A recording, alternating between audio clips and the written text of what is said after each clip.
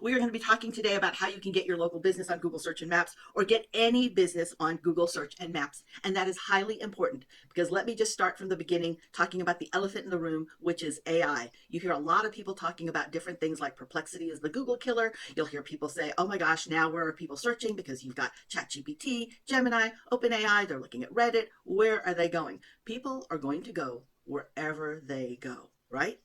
But we need to make sure that wherever they go, we are available. And it's tough to be everywhere 24/7, 360, to be able to be available to everyone all the time at whatever angle that happens to be that they happen to approach and look for information online.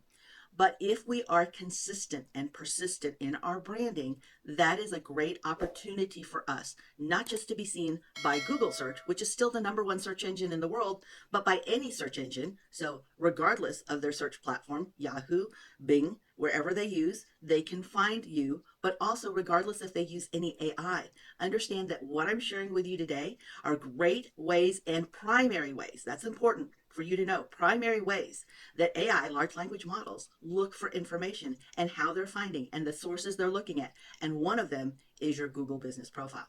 So if you've been one of the people that have believed the myth that, oh my gosh, I have a home-based business, I don't want to be seen, I don't want to show my address there, I'm by appointment only, our warehouse is not meant to be public facing, this is where I store my carpets and the rugs that I go install, I don't want people coming here, so I don't have an address to share with Google. You don't have to. You do not have to publish your address on Google Search and Maps. But there are tons of people who put on their own limiting beliefs because they thought that is what was a requirement.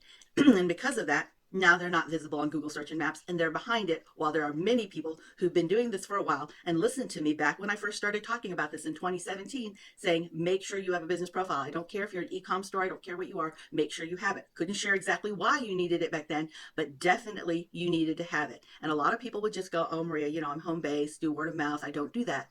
But understand how critical it is now, because it is the number one source that large language models go to when they're searching for a product, a service, or solution.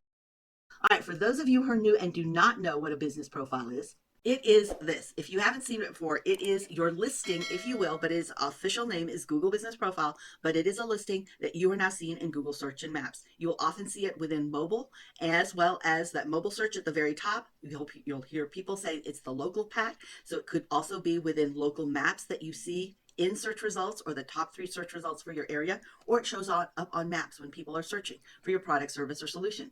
So as you see this, you will see that it has your address where you can visit your location. Or if you are not a brick and mortar, like showing in the graphic on the left side, then on the right side, you can see that it's a service area that you put in. So no location, you're not disclosing or sharing any of your map information, so they cannot find where to find you, but you show where you service. And you can have up to 20 different areas that are your service areas. You actually bring customers your product or service to their location, and bringing to that location could mean that you are bringing it by video, you're bringing it in a Zoom call, you're bringing it in a webinar, perhaps you're bringing it to the coffee house, or you're bringing it to their house. All right.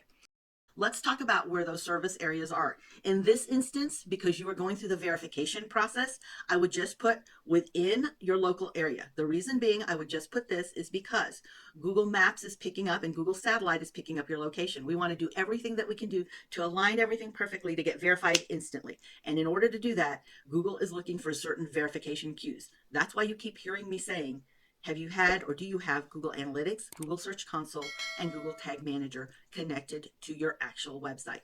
Why? Because Google Analytics is one of the things that actually helps you measure how people do and act on your site. It gives you better insights on what people are looking for, and how and what information on your site actually encourages them and supports them in going after or buying your product, service, or solution. And so it's giving you good data as a business founder anyway, but also it is a Google tool. So once analytics verifies that you exist, it's one of the tools in Google that doesn't take a lot of effort to get verified. Now, once you're verified, and you're verified for 3 weeks before you go for your business profile, for 3 weeks, Google has seen that you definitely walk the talk. You are this business. Now it feels more comfortable about that. The same thing with Google Search Console. Google Analytics is how things are measured. It actually is analytics that measures how people behave on your website, and that information is free and available to you as the business founder. And then also Google Search Console lets you know how any search engine sees your site and the health of your site.